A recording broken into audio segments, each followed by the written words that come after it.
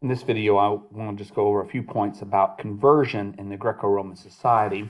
It's an interesting topic when we compare the concept of conversion in today's cultural context and to think about this and what it might have meant in the first century AD context when early Christianity was kind of on the rise. So we want to begin, first of all, by pointing out that uh, today we think of someone converting, say, to Christianity when they switch from one philosophical or religious position, such as if they're an atheist or they're a deist or they're a Jew or a Muslim, and then adopt a different religion or a different view.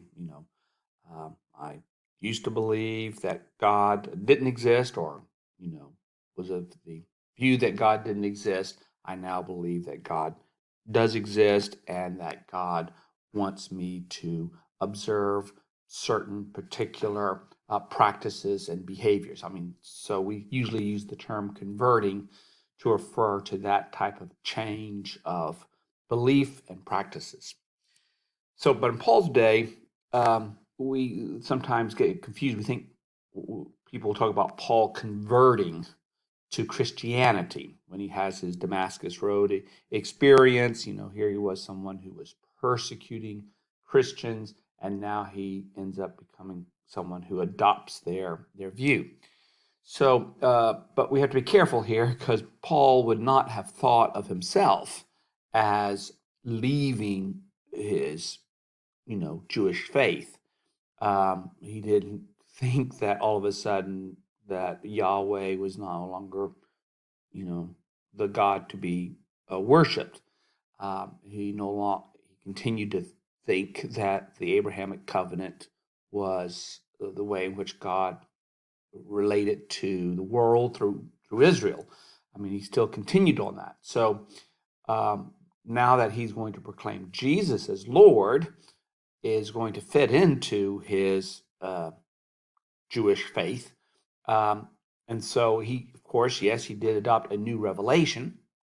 This revelation would not have been shared by many other Jews, but at the time that Paul lived, there were Jews who had lots of different beliefs that other Jews did not have. So it would be anachronistic. It would be describing Paul in a way that doesn't really fit his cultural, religious context to talk about him converting from Judaism into Christianity.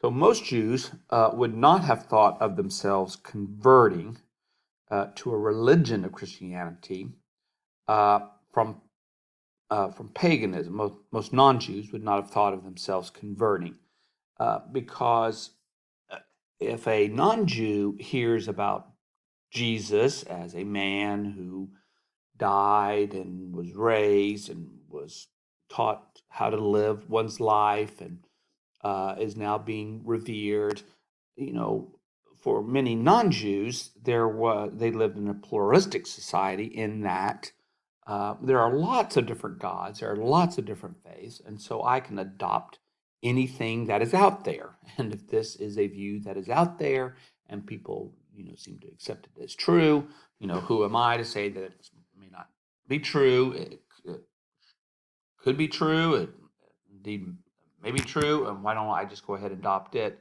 and add it to all the other beliefs and practice that I have? I don't have to leave one in order to do the other. So I'm going to confess Jesus as Messiah, confess Jesus as Lord, but doesn't mean I'm going to give up the other ideas. But non-Jews were, we could say, converting to a different philosophy, whether they decide to uh, practice Jewish, many Jewish beliefs and customs, or to become a Christ follower, because it is going to take on new beliefs and new practices. They are going to start doing things. So maybe in one sense, they are converting because they are now adopting some new practices. But for a while, that it's not seen as if they are necessarily abandoning or leaving what it is that they are now adopting. So there was going to be a bit of a transition here before we really get the concept of converting as we would know it or think about it is going to take place. So primarily, conversion would mean that the person is acquiring some type of freedom. In other words, a person who converts is getting something that is desirable, and most often the philosophies, religions of the world, ideas promise some kind of freedom from something and or a freedom to become something, a freedom to experience, and then a transformation. So things are going to start changing in your life. So maybe you can be freed from the wrath of God. You can be free from ignorance. You can be free from some type of slavery in some kind of metaphorical sense. And then this is going to transform your life in how you behave, how you see yourself, how you see the world. And so your daily life is going to change in certain ways, or at least that's the anticipation that that's going to occur. So it's important to remember that Judaism is not a proselytizing religion. Jews in first century and today, don't think or don't demand that non-Jews become Jews. There's in order for a non-Jew to have a good relationship with God, it's not required, it's not expected that they become Jewish. A non-Jew could be a what's called God-fearer. This is particularly a term we find in the book of Acts to describe certain non-Jews and their relationship to Jewish customs, behaviors, and beliefs. But again, it's a little bit, unclear just exactly what these non-Jews felt like they had to give up in order to worship um, Yahweh, God of Jews.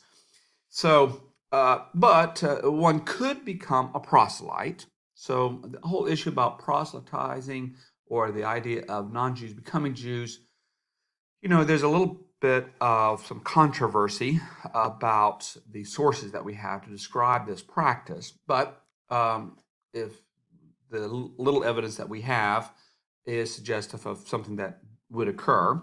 So for men would have to be circumcised, and then they're required to abide by the law of Moses. And so this would be expecting them to observe Sabbath, expecting them to observe food laws, accepting the issues of clean and unclean. Now, it's not clear. Or at least I'm not clear that whether or not a proselyte could enter into the temple as as a Jew could. I don't think that they could. So that's an issue I'm not really clear about. But in all other respects, they should be practicing the faith as a Jew would, and most importantly, they're going to have to give up idol worship. They're going to have to give up a recognition of the gods as being something that should be worshipped. So only Yahweh should be worshipped. So of course that would create a lot of problems for a non-Jew in their other relationships with other families and in their cities. But becoming a proselyte still does not make one a Jew, because you need to remember that the term Jew, coming as it does eventually from this Greek term Judaios, is describing a Judean, and that is people from a particular region or particular place. So it has an ethnic as well as a religious designation. A person is a Jew because their family heritage or whatever comes from this area region. So when a non-Jew adopts practices of Judeans, it doesn't necessarily make them a Judean. Just like if a person were to start behaving what they think are the values or practices of an American, that doesn't make them, an American all of a sudden. There's a process by which they would have to become. But, Americans certainly is not an ethnic designation. So I recognize that. I'm just trying to make the analogy here that just because a non-Jew practices things that they see Jews practicing, that doesn't make them Jewish. So it's a complicated way in which non-Jews would have been seen by Jews in their relationship to this community. So Christ followers would have, to many non-Jews, look like a mystery religion, since it celebrates the dying and the rising of a person. So Jesus has a death, Jesus proclaimed as having risen. So in some of the mystery religions at the time, there's also this idea of a dying and rising of God. So Jesus had this first. His followers also experience a death and resurrection. So we have baptism that symbolizes this dying to oneself and rising anew. So, but the apostles and Paul did expect non-Jews to abandon their allegiance to idols and to gods. So, in this way, what is at least being preached and proclaimed is this faith is not like other mystery religions, because for many non-Jews they could adopt one mystery religion, maybe they could adopt two others, as well as their continue on worshiping their gods, so they didn't have to give up one thing for the other. But Paul and the apostles do expect that these non-Jews who are going to confess Jesus as Lord and Messiah are going to give up their idol. They're not going to participate in idol worship anymore. So that's just a few thoughts here from about conversion in the Greco-Roman society and how generally it would have been thought of, and how it's a little bit different than the way in which we think about conversion today.